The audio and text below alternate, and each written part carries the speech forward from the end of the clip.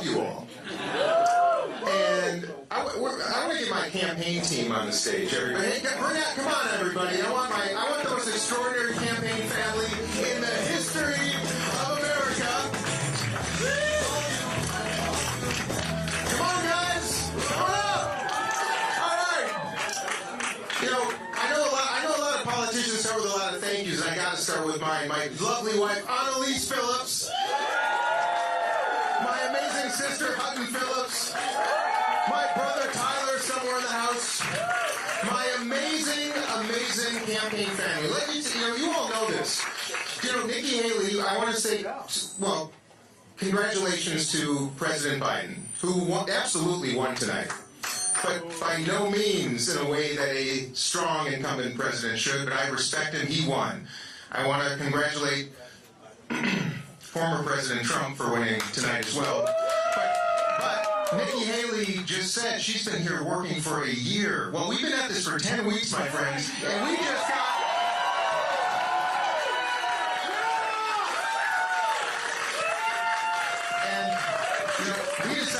We decided 2 weeks before the October 27 deadline to come up to Concord, bring a $1,000 check. I was 35 years old or older, and I was born in the U.S., so we became a presidential candidate. And we just earned 20% tonight, and no one knew who we were 10 weeks ago. Nobody. Thank you, everybody. So I gotta say, man, if we had 20 weeks, watch the heck out.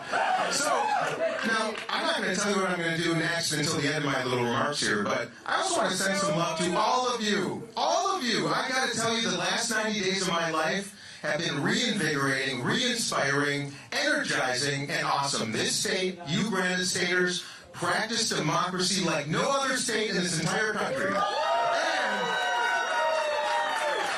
And the fact that the party I represent would have the audacity to take that from you and would have the audacity to say that this was meaningless? No. Your votes tonight were the most meaningful votes you've ever cast in your life, and I'll make that promise to you because I'm going to use them going forward. And no party in this country, Democratic, Republican, or otherwise, no party should ever receive a letter from one of our 50 states' attorney generals, a cease and desist for the unlawful suppression of voters. They didn't suppress you, thank goodness, but they sure did a lot of people. So I'm here to say, you ready to keep this baby going?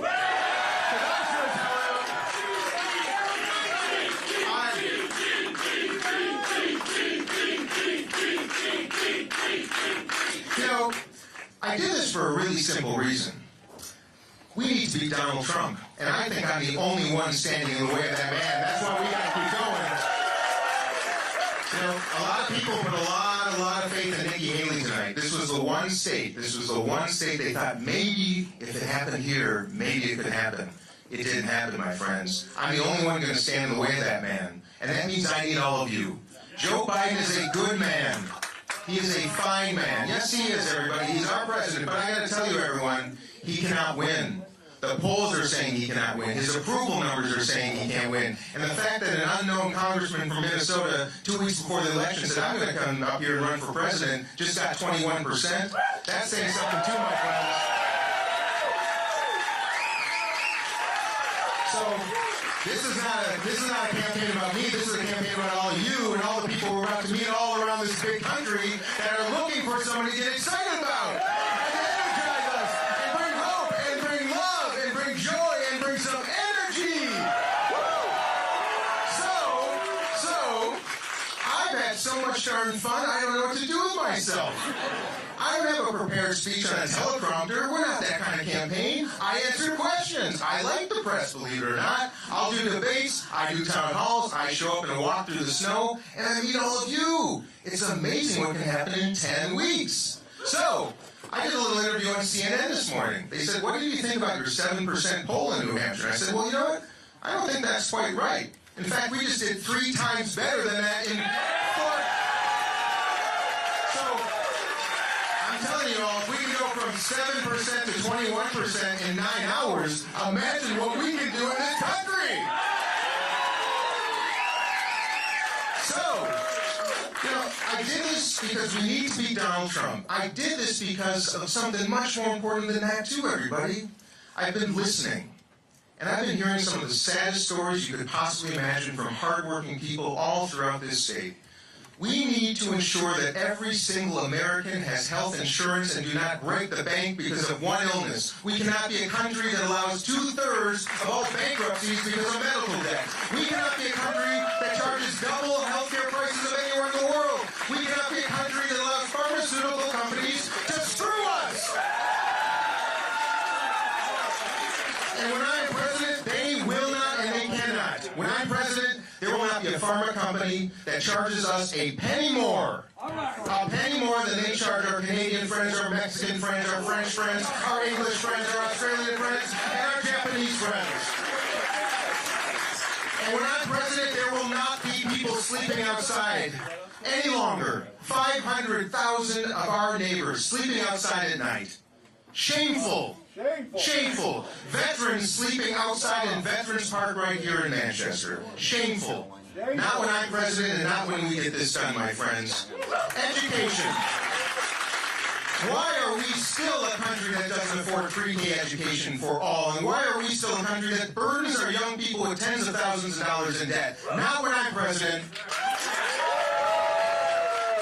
In fact, when I'm president, we're going to fix Social Security so it works for everybody. And the women that I sat with in North Conway who have to eat cold cereal for the last 3 days of the month won't have to any longer. But most importantly, we're going to actually do what this great American promise is all about. It's the equality of opportunity.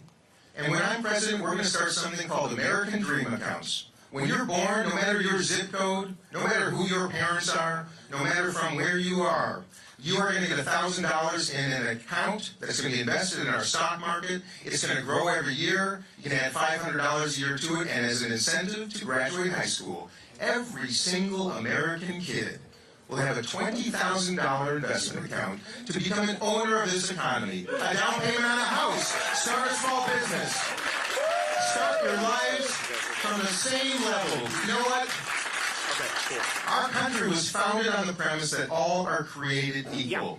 But our country has never treated everybody equal. When I'm president, for the first time in our history, we will. We're going to raise the bar. We're going to raise the foundation. We're going to make kids the most successful kids in the world. I am tired of the excuses. I'm tired of Democrats and Republicans fighting. I am tired and I'm disappointed in my own party for not having codified women's reproductive rights into law when we could have.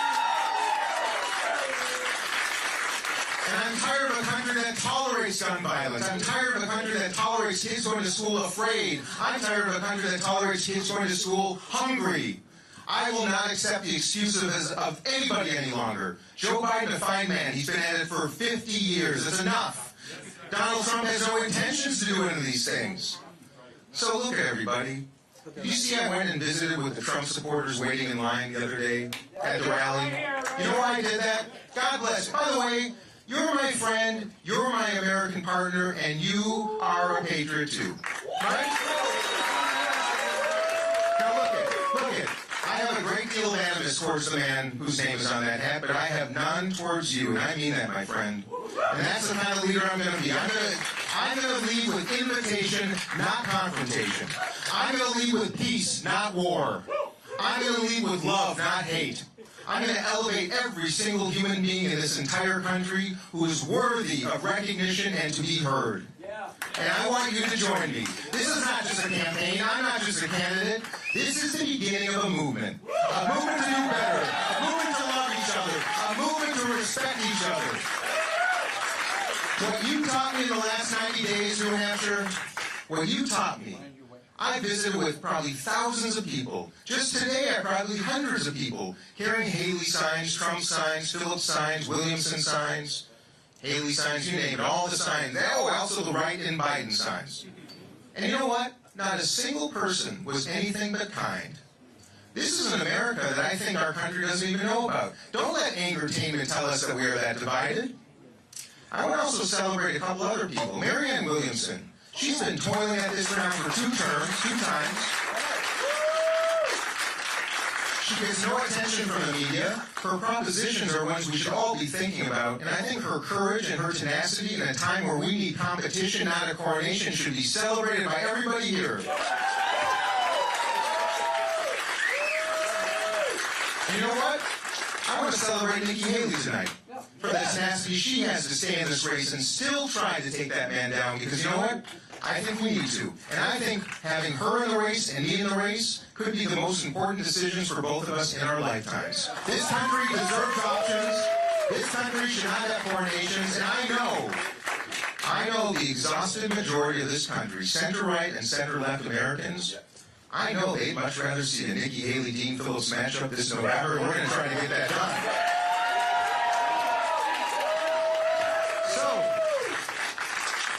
I did this because I know we can do better. I did this because I am sick of the dysfunction. I did this because I'm sick of the corruption. I did this because my father died in Vietnam fighting for our freedoms. 1 million other Americans gave their lives for us. It's the least we can do to take the risk and have the courage to enter a competition to change the future of this country. How would it be to vote for hope again, not fear? How about possibility again, not misery? And how about optimism again, not fear? We can do it, my friends. So I'm going to wrap it up with that. I'll tell you, we're going to go to South Carolina, then we're going to go to Michigan, then we're going to go to 47 other states, and I'm going to see you all around. We're going to get this done. I love you all. I love you, New Hampshire, and I love all of you. Woo! High five.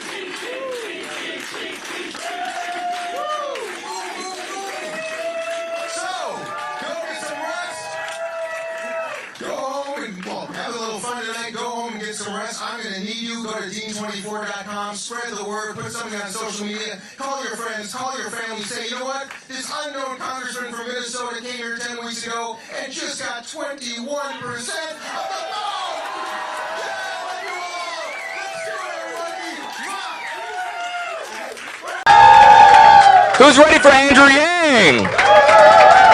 This is not your normal political rally, folks. We're going to be talking about real issues today, especially artificial intelligence. And to start us off to talk about the future of our government, the future of technology in America, is John Beam, the CEO of Rogue Systems, which is an incredible local startup that focuses on AI in space here in New Hampshire. Thanks for being here, John.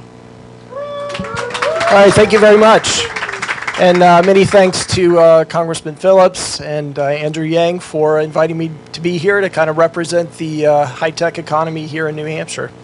So I'm John Beam, CEO and co-founder of Rogue Space Systems. I'm here as an industry expert in space and in the use of AI in space, and just want to talk for just a brief moment just about the importance of good policy in the areas of artificial intelligence and other high-tech policy issues. So I started out my career as a research scientist in what was called cognitive systems and behavioral neuroscience. It's a mouthful. I went on and had about a 25-year career in being an architect and builder and champion of kind of AI-adjacent systems. But then I kind of had an epiphany that, hey, I've done brain surgery, so I might as well give rocket science a try. Thought that would be fun. And indeed, it has been fun. It's been like being on a Grand Prix now for about 3.5 years, just delving into this new space industry. So I'm here just to talk about, first of all, what Rogue does, and then the importance of AI policy. Rogue does orbital robotic spacecraft. So we do things like repair and replenish spacecraft in space. We help mitigate the orbital debris problem or the space junk problem. And we're also going to be providing logistics for the next step of the space economy, which is in space manufacturing, being able to produce things like microchips and biopharmaceuticals, things like that in space. AI is super important for this new space economy for really all the same reasons as it's important in the terrestrial economy today, kind of all the same pros and cons. But we have the additional challenges of the fact that humans just can't be right there on station with satellites that are doing important, complex things. So because of that, we need to design these with autonomy capabilities, and this is where AI comes in. It keeps things safe, it keeps things running efficiently just here, like here on Earth. So I'm just here just to convey that it's very important to companies like Rogue and other high-tech companies that the US take a lead in AI policy. We are what the whole world is looking toward to have safe and responsible use of AI. And I'm just thankful for the congressman for taking this issue seriously and other high-tech issues seriously, and for wanting to bring in the industry to work with us on these important issues. So thank you very much. Thank you, John. We are so excited to have the support of so many local New Hampshire businesses. But now, without further ado, introducing former presidential candidate, Andrew Yang! Hey! Woo! Hey, New Hampshire!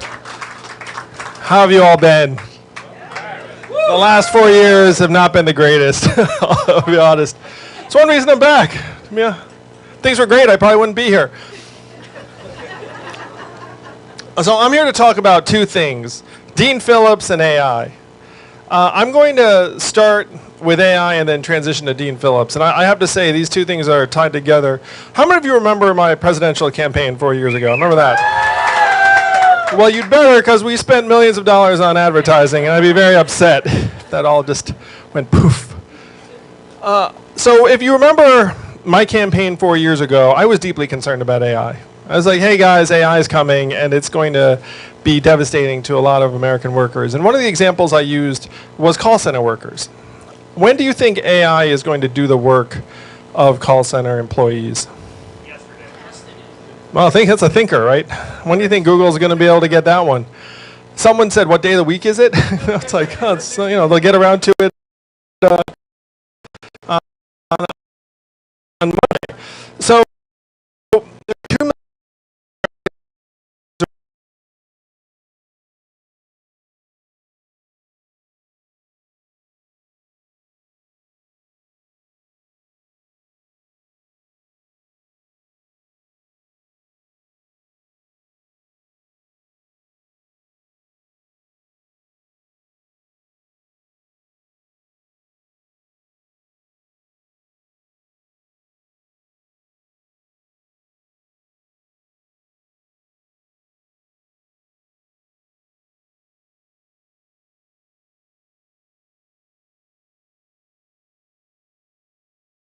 I had a bunch of muckety-mucks around the table, and one person said something smart that I didn't understand, and another person says, and you'll see why I didn't understand in a minute. Someone else said something smart. I was like, I'm not sure what he's saying. And the third person said, Andrew, let me tell you what you actually need to hear. You're in the wrong town. No one here in DC is going to do anything about this. Because fundamentally, this is a town of followers, not leaders. We will do nothing unless a wave comes crashing down on our heads and forces us to do something. And I said, oh my gosh, that is the only honest thing I've heard today. And so I said, okay, well, how do we create this wave? And this wave can only originate in one place, and that is here in New Hampshire. You are the only people in this country with this magical power to change the course of American history by reaching out and saying, you know what? This is who we want to be the next president of the United States. This is the only place in the country where democracy still works the way it was intended. The only place. You need to treasure that. So 4 years ago, I came and I tried to make this case. Some of you remember it. And on some levels, and I will confess to you all,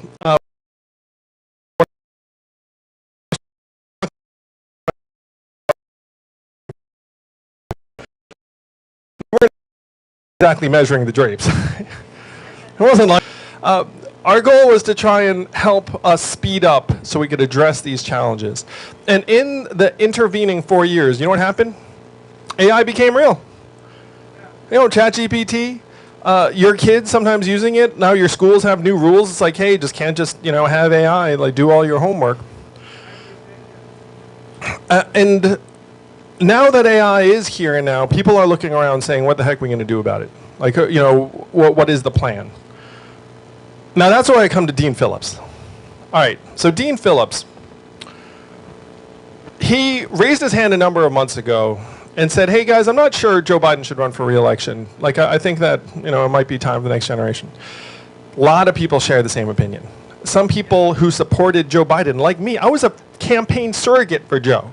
Joe is a good, decent man, a true public servant, has gotten a lot of things done. But I don't think he is the right fit for 2024 as opposed to 2020. In 2020, the Patriots were 12-4 and first in the AFC East. 2020 and 2024 are not the same years. So Dean Phillips raised his hand and was like, hey, I don't think Joe should run again. And all of a sudden, all of these people came out of the woodwork being like, Dean, what are you saying? What are you saying? He's like, I'm saying the same thing you are saying to me in private. So Dean, being a patriot, went and said, look, I'm going to try and get someone to challenge Joe Biden in the Democratic primary. He went to Gavin Newsom. He went to Gretchen Whitmer. He went to J.B. Pritzker. How do you think all those folks responded to Dean's plea? Crickets. Like, can't be seen talking to you. That sort of thing. And I want to say again, Washington, D.C. is a town of followers, not leaders. The word has gone and said, Joe Biden, DNC, it's like, no, we will not compete. This despite the fact that Joe is down by 8 points in Georgia, down by 8 points in Michigan, states he won, down by 9 points in North Carolina, which is like a swing state. Like Joe Biden, who I supported last time, in my view, is going to deliver us to Trump, the sequel. Dean Phillips saw this and said, you know what? I am going to do something about it. And Dean Phillips is the only one with the courage, the character, and conviction to go against the grain, to go against the legion of followers in Washington, D.C. who would put their careers above their country and said, you know what? America deserves a choice. America deserves a choice in its leaders. Having someone who's 54 years old like Dean Phillips trying to address the challenges of AI would actually help me sleep more soundly at night, as opposed to the folks who are currently in office who frankly think they're going to be there whether they solve our problems or not. Whether they do something, don't do something, they say, you know what, we're going to be here no matter what. That's what they believe. And the only people who can prove them wrong are in this room right now. The people here in the state of New Hampshire. That's why I'm here in New Hampshire, because you hold our future, our country's future, my family's future, all of our shared future in your hands on Tuesday in terms of who you select to be the Democratic nominee for President of the United States. So Dean's going to talk about what his administration will do on AI, and I will be proud and privileged to join his administration if he will have me. But it's up to you to make sure that he actually has that ability to solve our problems, not just in AI, but on affordability, on education, on public safety, on housing, all the things that we see slipping away in our communities and we're casting about for leadership.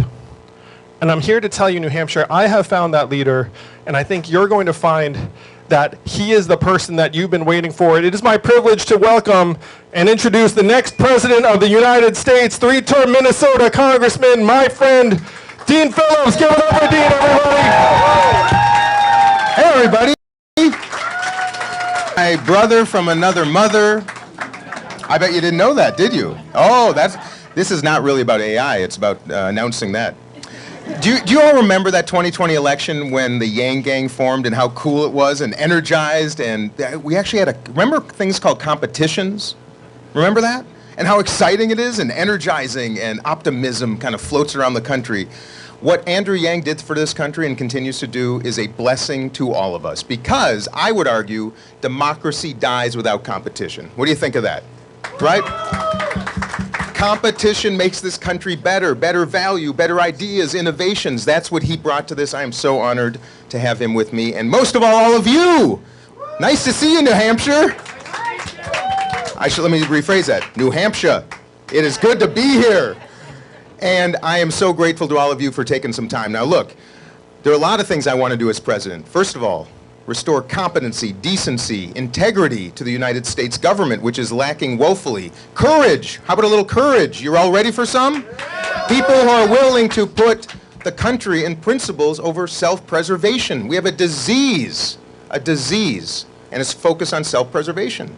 We have a crisis of participation. That's what this is all about. That's why I'm so grateful to all of you. I will be the first AI president in American history. Andrew just said it. Men in their 80s, frankly, even good men, good women, are not in a position to anticipate and prepare us for the future. We had 100 years to prepare for climate change. We knew 100 years ago what would happen by burning fossil fuels. And what did we do? Nothing. AI, my friends, we don't have 100 years. We have months, if not just a couple years at the most. I anticipate it, I'm prepared for it, and I will be our first AI president. But how do we start? We start by doing what you do in America, bring together the best and brightest from all around the country, industry leaders, community leaders, those who will be affected by AI. I hope you all know this. It will be the most transformational technology in human history. It is going to save us all costs. It is going to make the federal government, if someone's willing to actually invest in it, much more effective and efficient. It is going to generate health outcomes that will transcend anything we could dream about right now, create new medicines, generate new ideas. It's going to be beautiful, but it also has great risks. It's going to disenfranchise this economy. It's going to be disruptive in ways that we can actually anticipate. But if we do nothing now, which is what is happening right now in Washington, nothing. I will be our first AI president. I'm going to put together a task force of the best and brightest to anticipate what's coming and make recommendations, as we do here, to employ best practices, to put guardrails on the nefarious use of AI, but most importantly, let's talk about the blessings of AI. And when we are fearful of new things, what do we do first? We overregulate, because we don't even think about what's possible. And let me tell you, I come from a Congress in which I'm a youthful guy, if you can imagine that. We don't have people right now. We have very few people who even understand it. And if you do not understand it, all you want to do is regulate it. I want to be the leader of AI. I want to employ it in our federal government.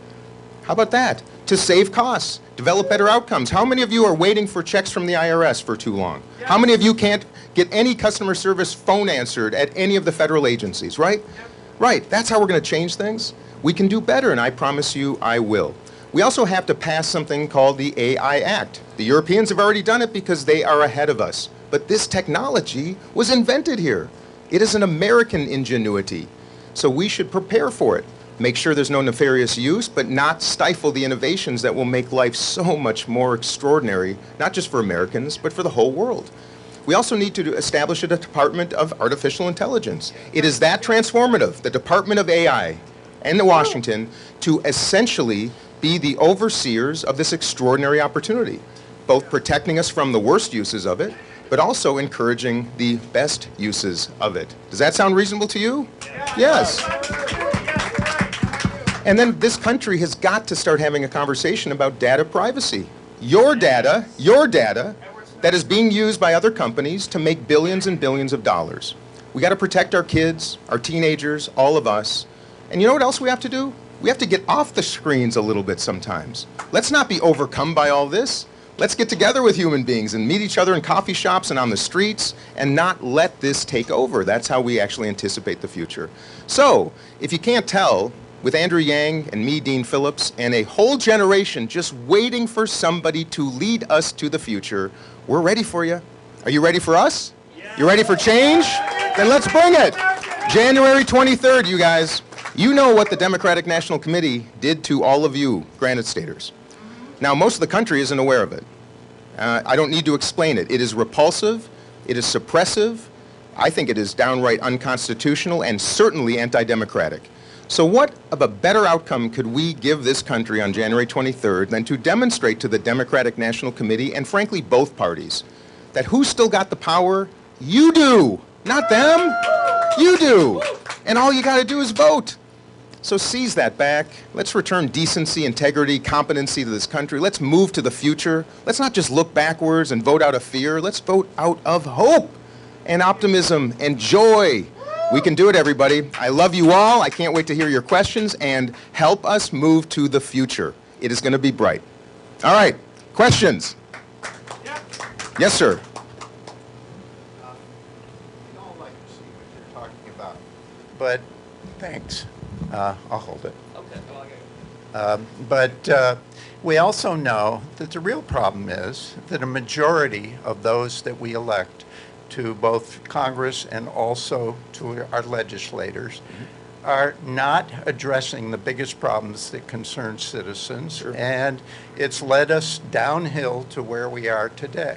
So in order to implement what you're talking about, we have to make the whole process more competitive, inclusive, equitable, and so forth. And there are a whole bunch of system changes to the way we finance and structure the process that will unlock progress on all the things you're talking about. So my question is, what are those pieces and what are you willing to support in order to implement what you're talking about? Great question. This is going to be an ironic answer. The way to solve this problem isn't actually through artificial intelligence or new technology. It is actually the most analog, old-fashioned way imaginable. Human relationships. I come to you as the second most bipartisan member of the entire United States Congress. That's every senator, every member of the House, and actually all 50 governors. 585 elected officials. I'm number 2. Now why is that the most important thing imaginable? Because I am someone who has the relationships that is already working with both sides of the aisle. I was the vice chair of the Problem Solvers Caucus. Any of you familiar with the Problem Solvers? Yeah, good, a few people. The sad truth is, we on the Problem Solvers Caucus are the workhorses, not the show horses. Everybody in this country would have known me a lot better by the time I declared my candidacy if I was just willing to be a jerk. And the good news is, when you're not that well known, 2/3 of the country don't hate me. But I digress. My point is this. Don't get caught up in this nonsense that by the way, don't get caught up in this delusion that the two-party system is the answer to our challenges. It is the most difficult challenge we might be facing in this country. They are not working for us. They're working for themselves, and we need to seize that back. But it is what it is. And I tell you right now, the answer is very simple. Working together. I am respected and in some cases even beloved by my Republican colleagues who I am friends with because I know how to work together. And that's what I do in Congress. That's why I, coming from the private sector, do this differently. When you are brought up in the political culture, you only know one thing: fighting each other every 2 or 4 or 6 years to win for your team, not for the country. So that is my solution, believe it or not. I know how to do this. I'm already doing it. And I promise you, on subjects like artificial intelligence, securing our southern border, war and peace, right? Raising the foundation for every American. These are not difficult to solve if you have someone in the White House who wakes up every single morning and goes to sleep every single night wanting to work together. So that's my solution. It is not old-fashioned, but believe it or not, it's exactly what we need.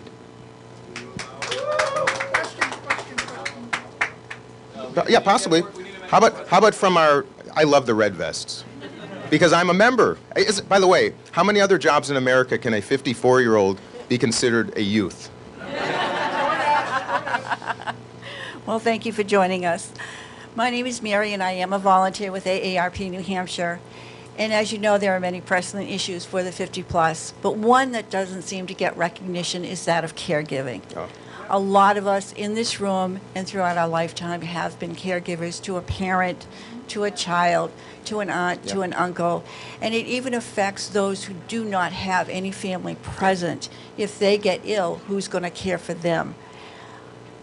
When you're president, or if elected as president, what would be your plan to help the caregivers in this country? I'm so glad you asked that question. And I'm sure there are people in this room, myself included, who have faced those challenges.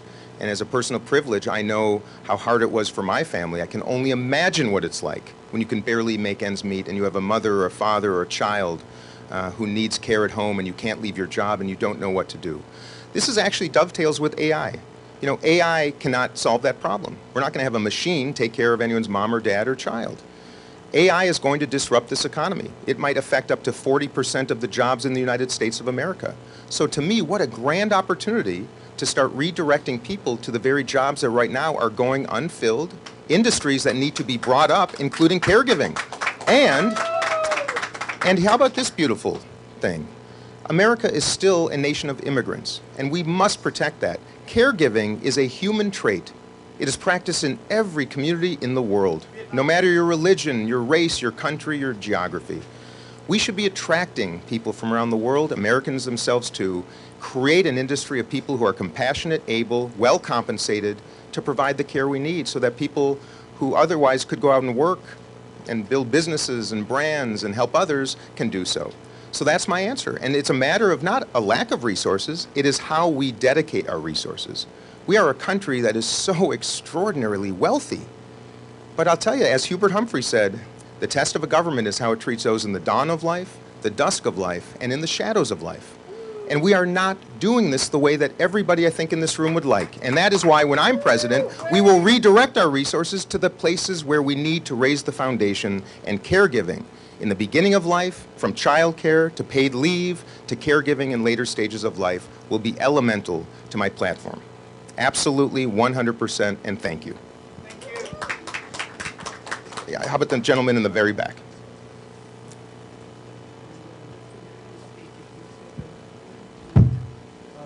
Governor Whitmer, to Governor of California, to Mr. Pritzker, to run against as a primary opponent. Well, where will you select the people to populate your administration if those are the people that you're seeking out first? Because those are the people who won't do what you want to do. I'm so glad you said that. I will be a very different leader of this country. I think the one that we really need. Let me start with how I will do it, and I'll answer your question. Let me answer your question. I will be the first president in recent history, maybe even since Abraham Lincoln, that had the intention of bringing together a team of rivals. Our country has never needed competitors, adversaries, to sit at the same table and make decisions for this country. If we do not do that, we are in deep trouble. I will populate my cabinet. With the very best and brightest Americans. I do not care about politics. I do care about principles. I care about experience, capacity, and competency. We populate our cabinets with politicians. And I don't know about you, I'm not very pleased with the results. So that's one. I will not just put politicians for political gain at my table. Just the opposite. People who have led multi-billion-dollar organizations and entities that know how to manage human beings, incentive structures, how to read balance sheets and P&Ls, how to focus on customer service, how to deploy technology to improve outcomes. Sadly, we have not had presidents that look at this like that. So I called the people you just referenced because they are the better known candidates, proximate and able and prepared to run in an election. Not against Joe Biden, but for the presidency. And yes, I think we should assess Americans based on their willingness to meet the moment versus meeting their own aspirations. And every person that had a chance to join this race at a time when I did chose not to, not because they don't know the country is at grave risk right now. They chose not to because they feared it might hurt their chances in 2028. There may not be a 2028 if we allow Donald Trump to return to the White House. That's my proposition. That is the truth. And do not be deluded into believing that Joe Biden is in a position to beat Donald Trump. That is the problem. And that's why I told those people, and I promise you, we will search far and wide for the best Americans to repopulate the centers of democracy in Washington. I'd like to actually spread out democracy around the country.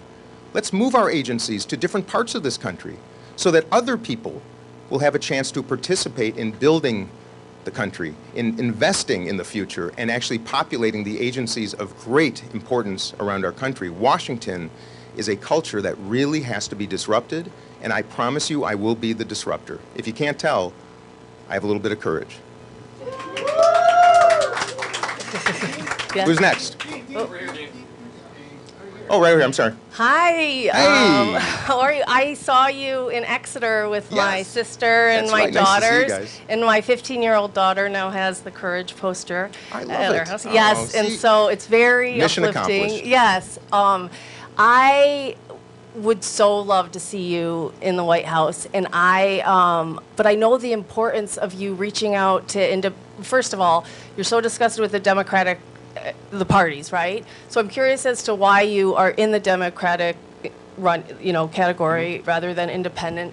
Independence, I'm registered as a Democrat, but I was listening a lot to Chris Christie, like this like moderate, middle of the road. Yeah. One of my favorite podcasts is Ink Stained Wretches. I think you're related to the Eliana. But anyway, I'm blabbing, but I've got so many thoughts. But like to really speak to not only the independents, but the Republicans too, I'll tell you why. Because, look, I was anointed a Democrat by my grandmother, Dear Abby, in 1980, hours after I'd seen John Anderson, the Republican member of Congress from Illinois, who declared his candidacy as an independent. Think about the connection here. To take on, to run for the presidency in 1980. He appeared at my school one day, middle school. I was 11 years old. John Anderson speaks. And I was wowed. He talked about independence and actually money in politics. Can you imagine that? In 1980. I go to dinner that night with my whole family, 4 generations of my family. I sit next to my grandmother, Abby. She asked about my day. I said it was amazing. The next president of the United States actually came to our school and spoke. And she said, honey, I don't think if he's speaking to middle schoolers, whoever that is going to be president. So note to self, my team, no middle school. I'm just kidding. And then she stopped me and she said, Dean, are you a Democrat or Republican? And I said, Grandma, I'm 11 years old. I do not know what those are. And she said, you're a Democrat.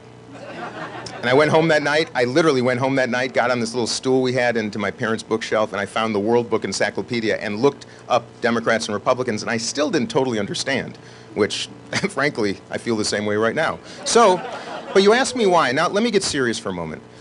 This two-party system is actually the very threat to the country that George Washington warned us about so long ago in his farewell address.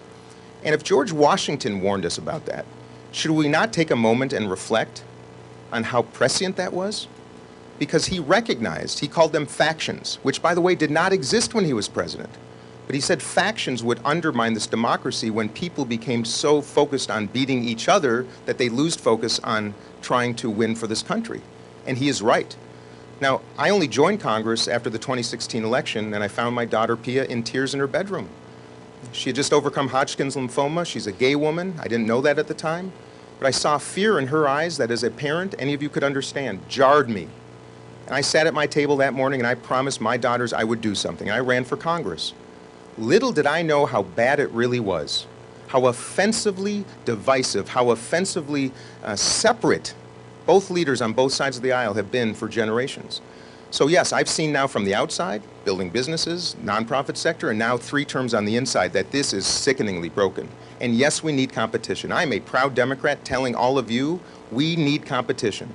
I think primaries are good. I think both political parties need competition. But I'll tell you what, they don't want it. They want to protect a duopoly that is destructive to this democracy. And I think there's nothing more un-American than propagating, enabling, and allowing 2 political parties that are private enterprises from seizing this country from all of us. By the way, who are these people? Who are these people behind that curtain pulling these levers? Who are they? Isn't it kind of strange in America? We do not even know who they are. That's part of the problem. I'm going to run as a Democrat because I intend to repatriate decency, transparency, and integrity to a party in which I deeply believe, that has done this country a great service, I believe, over the last number of decades, but has lost its way, and clearly the GOP has as well. So that's my proposition.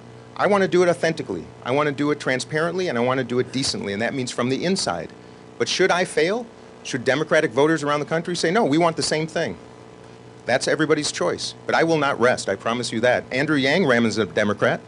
He saw the same thing happen, and he decided, I'm not going to just sit down and shush up. I'm going to try to do something about it. He's creating competition. If you notice, I'm joining forces with the competitor who recognizes that competition is good. A third party in this country would push the 2 parties together because you can no longer win when the exhausted majority of center-right and center-left Americans actually are represented. Now, that might shock people in Washington. There are people watching this right now at the Democratic National Committee saying, we really got to take him down now. He's trying to actually create competition. What a horror. I don't think I need to say more on this subject, everybody. Help me, though. Help me on a last-ditch effort to do this well. Thank you. We've got time for one more question, folks. One more question. I always get so saddened when it's only one more question. Who's got the question? Oh, I'm sorry. I got to see you at Havenwood and Concord. Yes, oh, I wrote, yeah. For all the young people. Yes, for the youth vote. The youth vote, yes. So At a retirement home. a Well, question. relative to the two major candidates, it was a rather youthful audience. Yes, it was. I did feel kind of young in that audience. Yes, so did I. And a question came to me afterwards, so I am presenting it to you.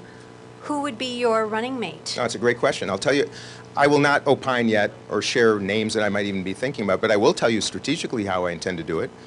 The vice presidency should be among the most important positions in the entire world, and it is.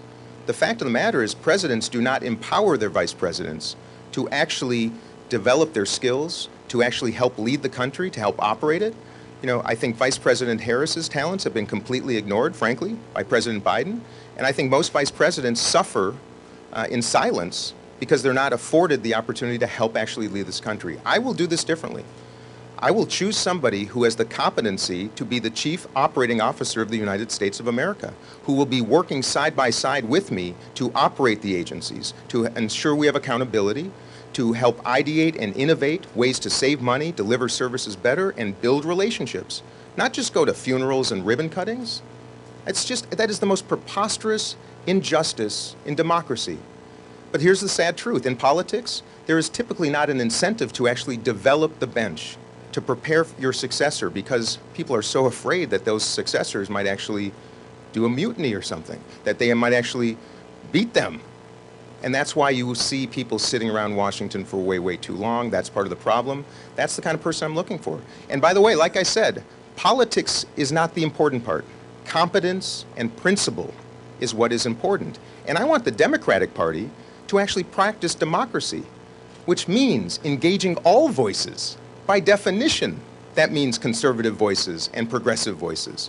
We will never all agree exactly on how we should be, but my goodness, we should always favor the underdog and look out for people who are struggling and be decent and inspirational. That's how I want to do this. And I want a vice president that will be as extraordinary as this country has ever had, and that may or may not be somebody who's in Washington right now, and I would bet it probably won't. And, well, you know, I don't want to, you never know. All right, so, most of all, you ready for change? Yeah. All right. Let's bring some hope, let's bring some optimism, let's bring the change, and my goodness, we've got 4 days from now, you, every one of you in this room, everyone in this great state, the granite state, you are going to be the focus of not just this country, but the entire world, watching what happens. If you wish to maintain the status quo because you think things are going just swimmingly, and you see a great path forward to the future, I see it differently, but if you are ready to actually be bold and be excited and put smiles on this country's face and actually work with the free world to create peace and prosperity and decency and integrity and safety, let's do it, everybody. I love you all. Vote for Dean, January 23rd. Thank you, Andrew Yang. Thank you, Dean team.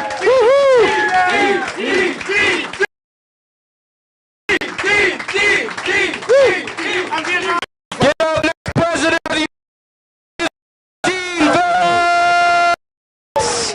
A quick photo with the congressman. We are going to line up right down this aisle where I am. You're going to exit down this aisle by the windows. If you would like a photo with the congressman, you can sing aisle, line up.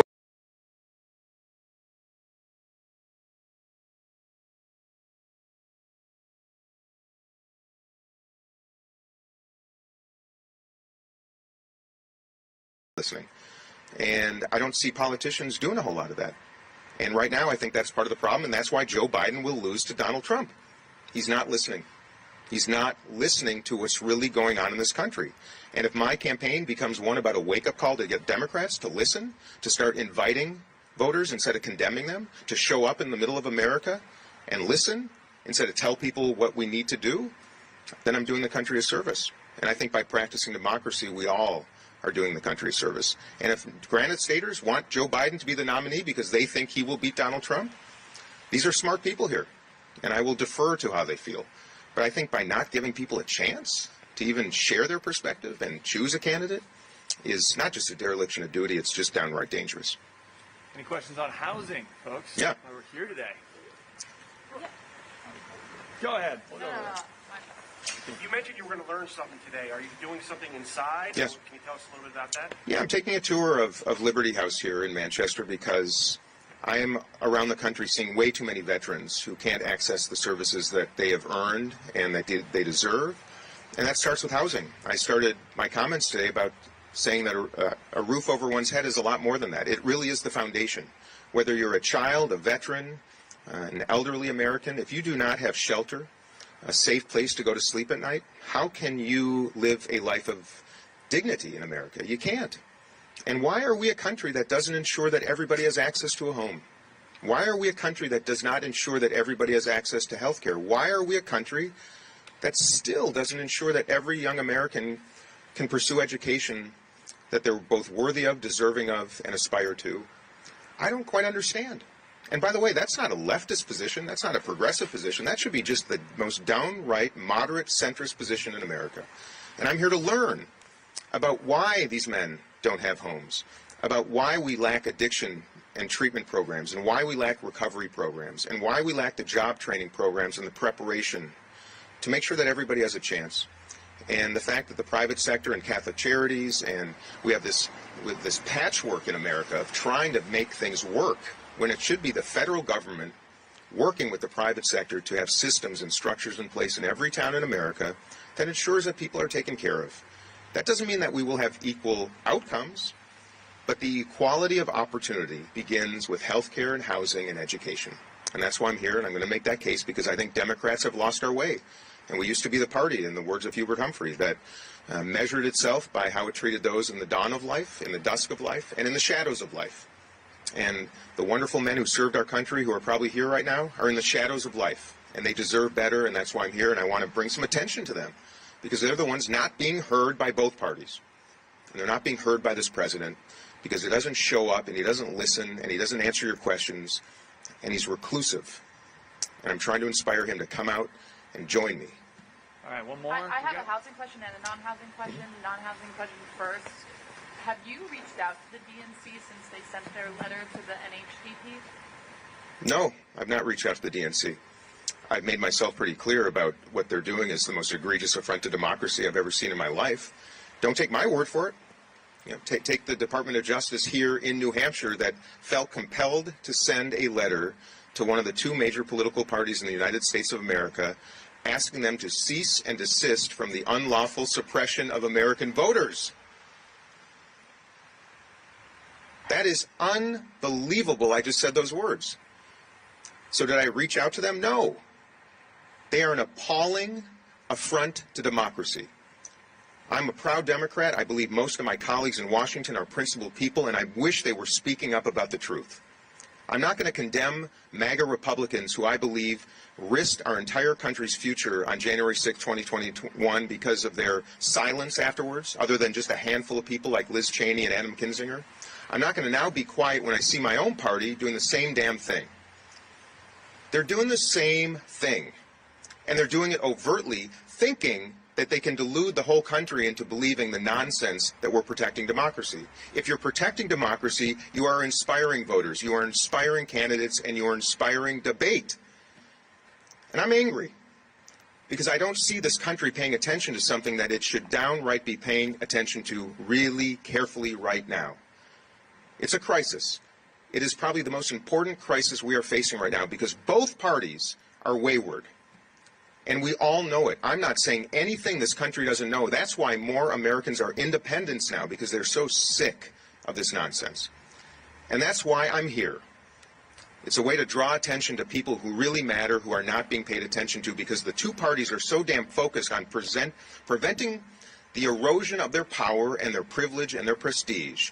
They would spend their time trying to tell voters in New Hampshire that your primary is meaningless. Instead, the DNC should be here right now.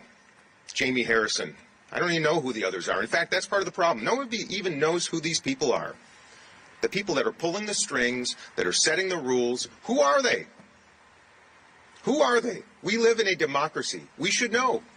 I'm a member of Congress. I've been there for 3 terms. I was a House Democratic leader. I don't even know who they are.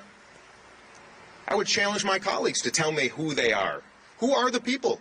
that are coronating Joe Biden right now? Who are the people setting these rules? Who are the people taking me off a ballot along with Marianne Williamson? Who are the people saying there will be no debates? Who are they? Come in front of the cameras, explain yourself, make your case to the American people why that is good for our country. Then I'll pay attention. I don't even know who to call. All right, we're going to wrap it. Thank you, folks. We'll answer more questions. We got them later. We got to get inside. Can I answer Thanks, ask a Tim. housing question? Yeah, I'd love a housing question. You have to come up. You have to come up with one. You said that you wanted to build 7 Yeah. million houses. That's correct, right? So how, like logistically and financially, how would that work? Where are you building them? Are you going to where homeless people are and building the houses there? Are you relocating people? What does that look like? Multifaceted. First and foremost, we have the capital, and we have the developers, and we have the ideators in America. In urban centers, building dense housing along transit lines is where that begins. We have to look at suburbs, and we have to look at rural America. If we want to revitalize rural America and Democrats want to start actually inviting voters to pay attention to Democrats again, let's build extraordinary housing in rural America.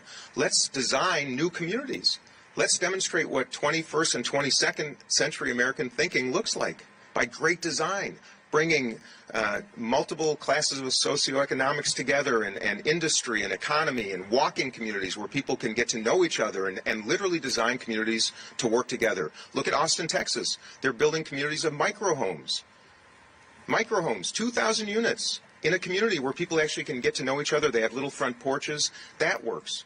We can build dense housing. But you know, the fact of the matter is most communities that are screaming about their homeless crisis, they have laws on their books designed to make building housing almost impossible.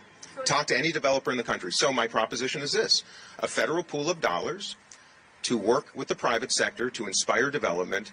Those federal dollars only available to communities that are willing to change their zoning laws and their regulations to inspire production.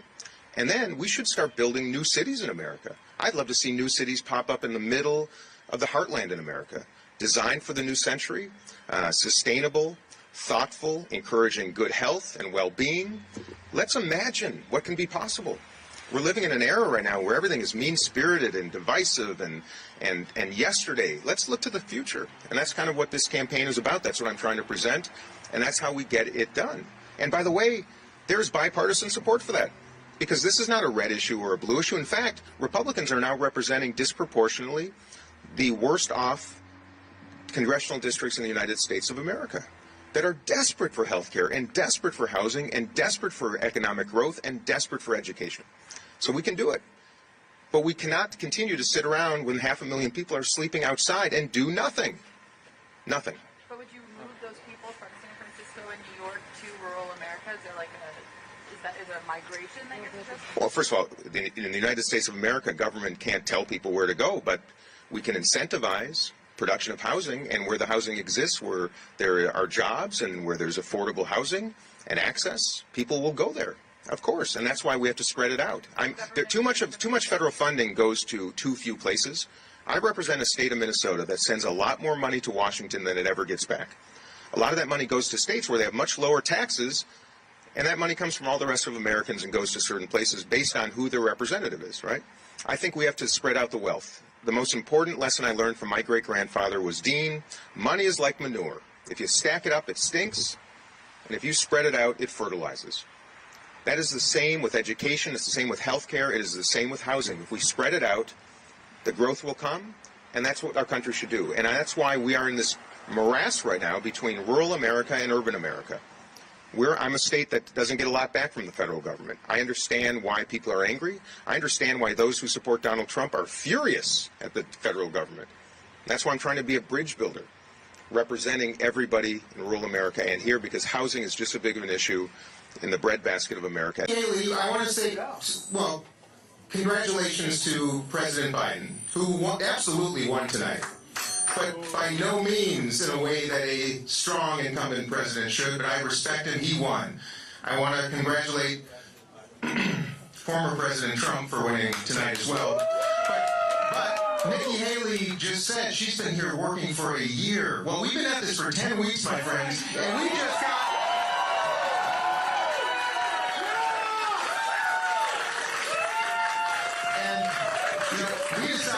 We decided 2 weeks before the October 27 deadline to come up to Concord, bring a $1,000 check. I was 35 years old or older, and I was born in the U.S., so we became a presidential candidate. And we just earned 20% tonight, and no one knew who we were 10 weeks ago. Nobody. Thank you, everybody. So I gotta say, man, if we had 20 weeks, watch the heck out. So, now, I'm not gonna tell you what I'm gonna do next until the end of my little remarks here, but I also want to send some love to all of you. All of you. I gotta tell you, the last 90 days of my life have been reinvigorating, re-inspiring, energizing, and awesome. This state, you Granite Staters, practice democracy like no other state in this entire country. And the fact that the party I represent would have the audacity to take that from you and would have the audacity to say that this was meaningless? No. Your votes tonight were the most meaningful votes you've ever cast in your life, and I'll make that promise to you because I'm going to use them going forward. And no party in this country, Democratic, Republican, or otherwise, no party should ever receive a letter from one of our 50 states' attorney generals, a cease and desist for the unlawful suppression of voters. They didn't suppress you, thank goodness, but they sure did a lot of people. So I'm here to say, you ready to keep this baby going? Because I'm sure as hell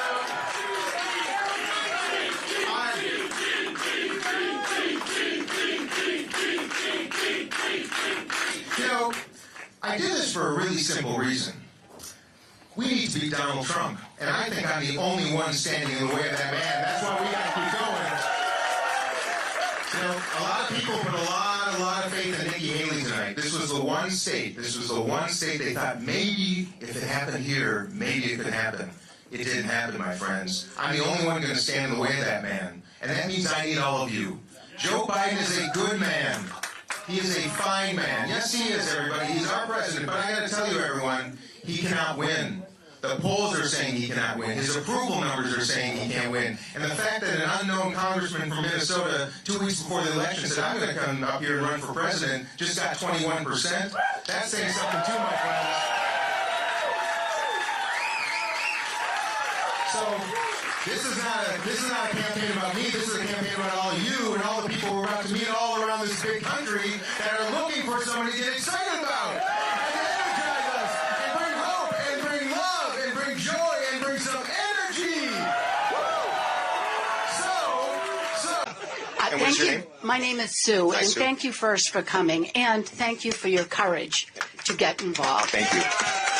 So, if this does not bode well for you, would you consider the No Labels Party or a third party, or is that, what are your thoughts on that? Well, first of all, this has boded well for me already because you've made my whole life by the last 90 days of the greatest joy and reinvigoration and restoration of faith in our country you could possibly imagine.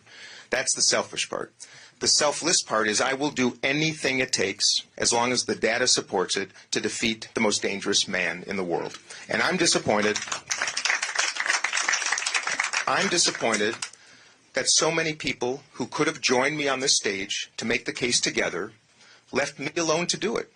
And that case is really simple. We should be having a competition, not a coronation.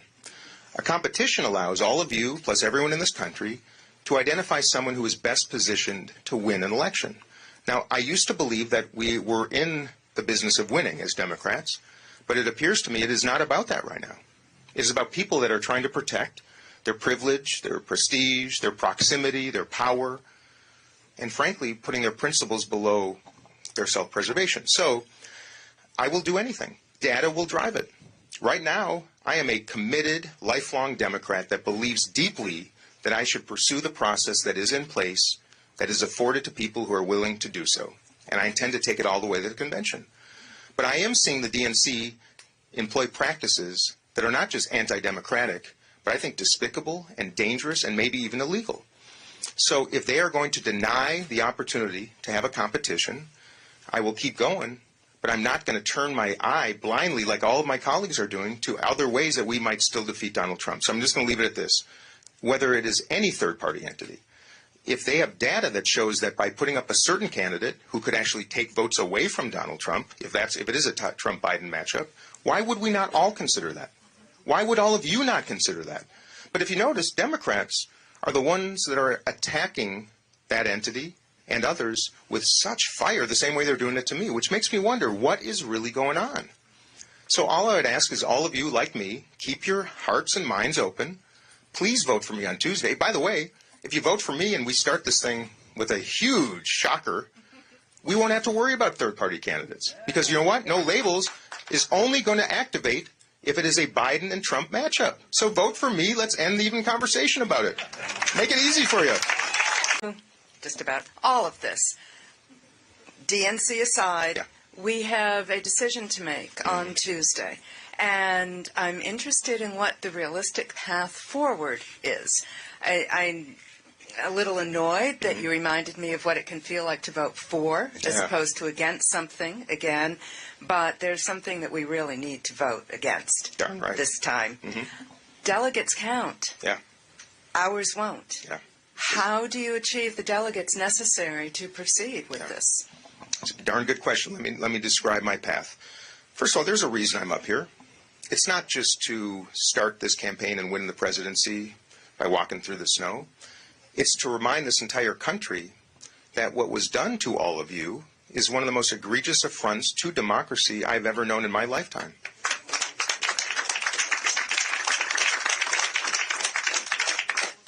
Initiated ostensibly by the President of the United States of America, who is the leader of the Democratic Party. And this notion, knowing that you have a Republican governor in Concord and would never have changed this even if it was something Democrats wanted to do, is to me just a horrifying and unjust action. The fact that they will not seat your delegates right now, which, by the way, I intend to do everything I can to ensure that does happen. I think I will. That's going to be up to you. It depends what happens. But what really, really I found sickening is that the first time that I know this has ever happened, the Democratic Party sent a letter to Democrats here in New Hampshire saying that this is a meaningless election. It's not even an election. And to remind Democrats basically not to vote because it's not worth it.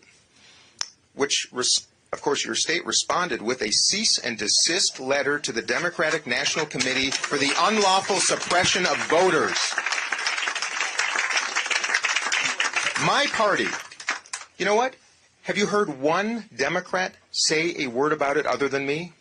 This is the problem. They know it is sickening. They know it is illegal, and they know it is an affront to democracy. But gosh forbid, if you said something about it, you might actually lose your next election. You've seen almost every cabinet member come up here. You've seen the mayor of Boston. You've seen the governor of Massachusetts. You've seen my colleagues in Congress. Not a single one has said a word about it. I'm telling you the truth, and I'm saying the quiet part out loud. It is wrong, and I will call BS on any party and any person that causes an injustice to democracy. So that's the beginning. I could have avoided this because there's no delegates. I think to honor this extraordinary 103-year practice of vetting candidates in the way you do it is something we should honor. Honor, not get rid of. And this is when it goes back to all of you. You ask about the path? You will determine my path on Tuesday night. Not me. I've done everything I could possibly do with the time and resources that I could generate in 90 days. Now it's your choice. A write-in vote for Joe Biden is a vote for Donald Trump because Biden will lose to him. It's also a vote to condone what happened. Now, I gave you my perspective on that, but I also gave you a platform of hope and opportunity and changing some of this nonsense, right? So it's up to you. If every one of you in this room told 10 people over the next 48 hours about me, encourage those to participate who may not be, maybe even change the minds of some of those who are planning to do something else, we might just shock the world. That's up to you, not up to me. That's the beautiful thing about democracy, which is kind of a rhyme. I like that. It's up to you, not to me. That's the beautiful thing about democracy. Hey, you never know where inspiration comes from, my friends. So that's the answer. And I'm going to finish up with this. I'm going to keep walking through this country and meeting people where they are, answering their questions, showing up, debating, doing town halls, wherever I can. I intend to go to that convention in Chicago and make my case that I am better positioned, better prepared to defeat Donald Trump. That's the only reason I'm in this business. To defeat this man, one way or another, I will do what it takes, I promise you, because you want that and we deserve it. Okay? We're going to do it.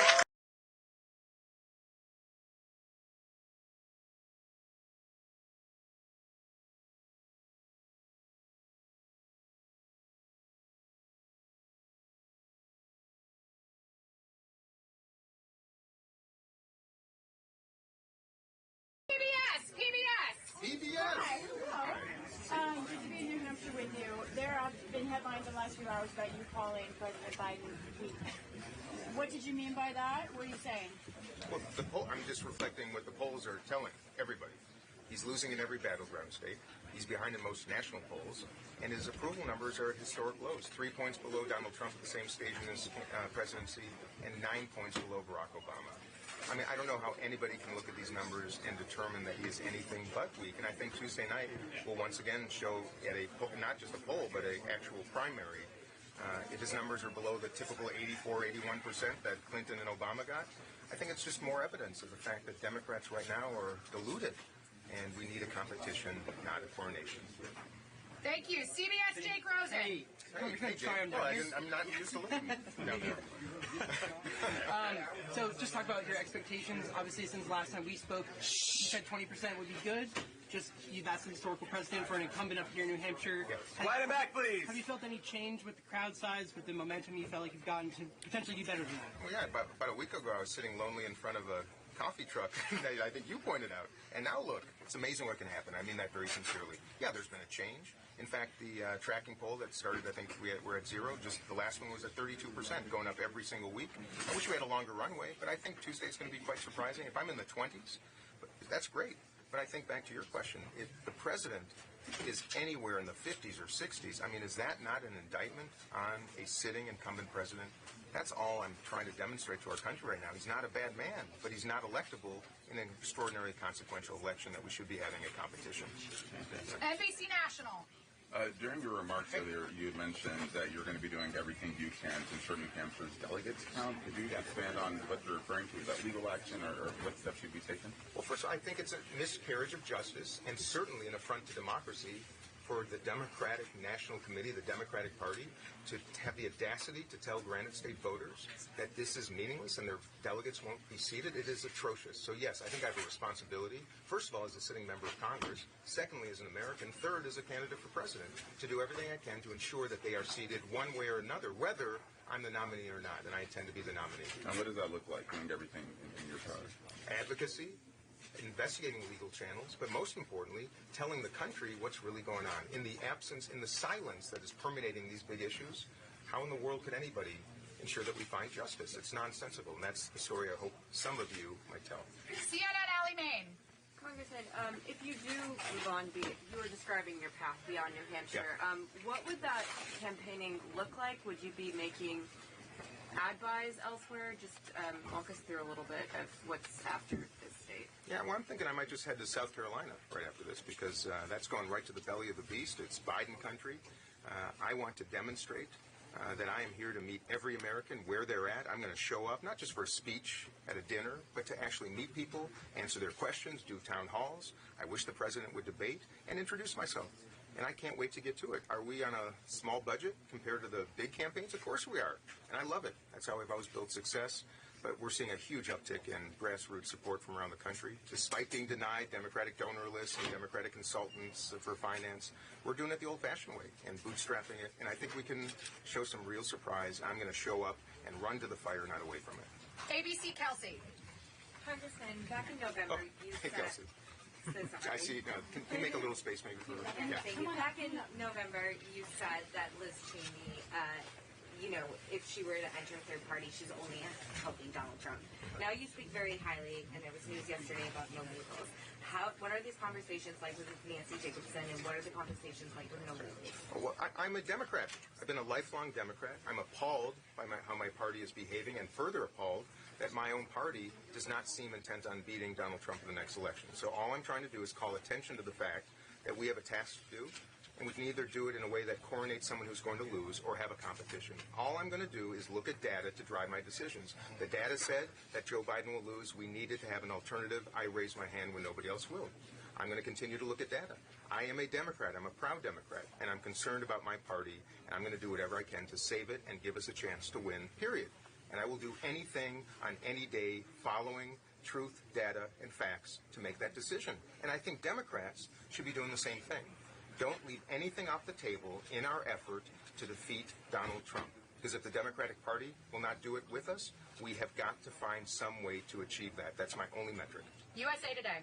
What is your message to unaffiliated and independent voters in the state who may be considering voting in the Republican presidential primary for someone such as Nikki Haley as a way to defeat Donald Trump rather than voting in the Democratic primary for you?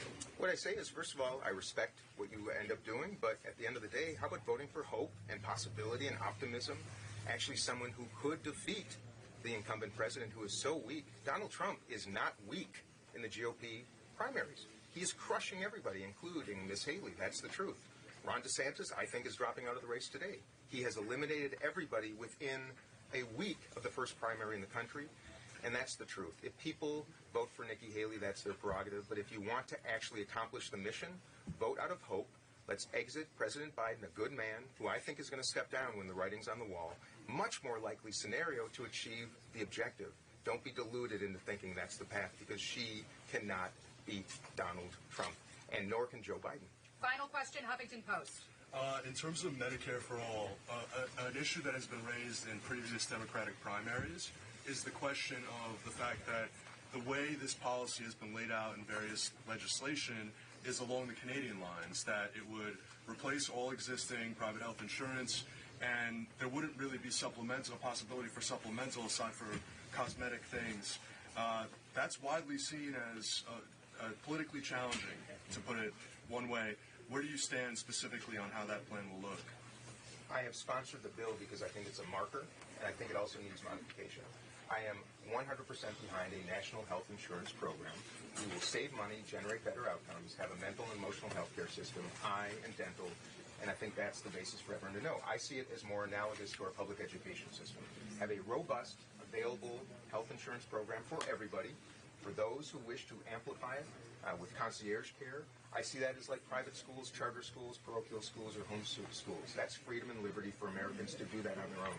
But to deny 25 million people care is atrocious. It would be a hybrid. But never would I support the government becoming engaged in the delivery of care. This is about the coverage of care and allowing us to finally negotiate with pharmaceutical companies who are absolutely causing the worst tragedies for Americans right now by charging us 2-3 times more than anywhere else in the world. We have got to do better, and this is the only way to achieve it. I've looked at every other option, and I'm going to package it in a way that will make sense to conservatives. It'll be the most moderate, centrist position I think any politician can and must take, and we are way behind the curve, and we still have a little bit of time until the system becomes a disaster. All right. Great, that's it. Thank you so much. Thank you so much. We're wrapping. What's your main motivation to run for president? We'll do one for California. My main motivation to run for president is to save freedom and democracy for the entire free world and turn the page for a new generation of leaders all around the world who are waiting to do this better. Congressman, you talked about grassroots support. There are stories that back-channel Democratic donor base is talking to you, tech industry. They're helping finance your campaign. And they're saying the quiet part to you that they're not saying to the rest of the DA. Is there truth to that? Yeah, there's truth to that. There are a lot of people who are ostensibly helping this campaign who don't want their names known, and that's because they're afraid of this machine that would condemn. By the way, that's actively condemning those who might come to an event of mine, support this effort. I don't spend a whole lot of time fundraising. I try to meet people. That's what I'm doing. So I can't answer those questions specifically. But yes, there is a pervasive and comprehensive plan in place to try to deplatform and create a coronation and shame those who might have the audacity to support someone who might win. But we'll get over that. The Governor Gavin Newsom, is he in denial as far as you're concerned about supporting Joe Biden? And my message to Governor Newsom, Governor Pritzker, Governor Whitmer is jump in, the water's warm, and practice democracy. Don't do the tap dance. Come on in. Let's do it together. And by the way, if the objective is to beat Donald Trump, I think that's the best way to do it. Thank you, guys. We're out of here. Go right this way. We love you. Thank you for your day. Thank you all. Thank you. Thank you, Congressman. Appreciate it. Thank you. Thank you. Real quick. What time? Sorry, who are you with? And Katie's gonna run up as soon as I find her. Katie Nolan, where we go? Boy, this is intimidating. Wow. Katie, you It's not that intimidating. Come on now. Katie Nolan. Where have you been my whole life? It's not like you're bagging groceries. Buns or We're gonna be orderly and civil, and you're gonna follow Katie. Is what we're gonna do. Are you talking to me or them? No, you're We're always orderly and civil. We're we're going gonna to start. start today with NBC. Hey, first of all, thank you all, especially you embeds who follow all of us around, and I can't even imagine what that's like. So. Hey there, I'm Catherine with NBC. Hey, Catherine. Quick question for you. You mentioned Liz Cheney in your speeches about being with her on January 6th and that sort of thing. Yeah.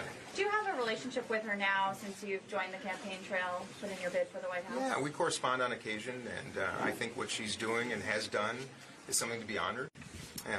And that's, she's a former colleague and someone I really respect her principle. We're not that politically aligned, but this is one of those eras in which the principle of preserving democracy is probably more important than anything else. And yes, we're in touch on that, absolutely. Great. We're going to go to Fox. Yes, Dean, one more time. I know you were asked today about no labels, Yes, sure. but about a month ago when someone asked you similarly, you posted, no matter when you'll take a third party, of course they'll support our nominee, whether Tim, me, or someone else. The whole point is to ensure the defeat of Donald Trump. Exactly. Is that still the position? That's Is there an absolute that you're not going to be? Let me make this really clear. The defeat of Donald Trump is the objective. I'm a Democrat. I'm running as a Democrat. I wish others who are on the outside now would run as the Democrats. And I intend to achieve the nomination as a Democrat and beat Donald Trump. I'm asking, though, people to recognize that in that effort, if Biden is the nominee, we're going to have a crisis. And the only thing that could still stop that is a group like No Labels that would put up a candidate who could help do that. That candidate, I could not imagine, could be someone like me or any moderate of any kind who would pull votes from the Democratic nominee, whoever that is. That is my position. I'm making it really, really clear. I'm a Democrat, and I'm running as one, and we should not close our hearts and minds to a group that could run somebody, if the data said could help defeat Trump. We should at least pay attention. It should not be me. CBS. Congressman, Yeah. what do you have to say to voters who say that you're just sticking around to split the vote and hurt Biden's chances? What would you say to those voters? Well, we're in a primary, so there's no splitting of the vote, so I don't know what that means. But, in the future, say you wanted to keep running past the primary. Well, I just answered that question. I will, under no condition whatsoever, make this so clear to all of you. I will not do. I just answered this question. I hope you heard the answer. I got into this running for Congress to resist Donald Trump. I'm running as a Democrat now because nobody else seemed to have the courage to resist Donald Trump. I will continue that resistance, hopefully as the nominee of the Democrats. If not, I will support anybody who can help defeat him in any way, shape, or form. I can't imagine how we could find data that would support someone like me being an independent candidate to help do so. So I will support whomever is positioned to beat Donald Trump, period. I will not split the vote. This is a primary, and there's no splitting the vote. And I will not help split the vote on a third party, and I will help defeat any third party effort that would actually split the vote and help Donald Trump. Couldn't be more clear. CNN. And I understand why there's confusion, but yes. So, Congressman, you did make clear, the type of candidate that you think could be a third party, challenge to Donald Trump. If Ron DeSantis, Vivek Ramaswamy, someone like that does not step up, whether it's to No Labels or another third party bid, would you then, dissuade a third party from running if it is someone like Larry Hogan, you named? First of all, I just hope one of you asks a question about what people really care about right now. I mean, that's just a simple request. I've been here for 90 days, and you know how many people have asked me any of the questions that you guys have so far? Not one.